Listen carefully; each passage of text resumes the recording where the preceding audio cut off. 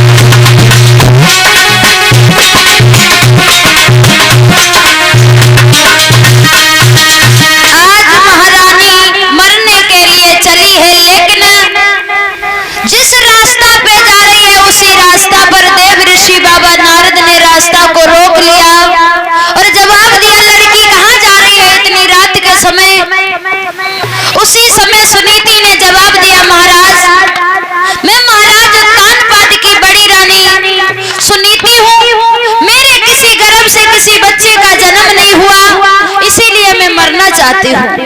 तो देव ऋषि बाबा नारद ने जवाब दिया, लड़की अगर तू मर जाएगी तो क्या संतान हो जाएगी?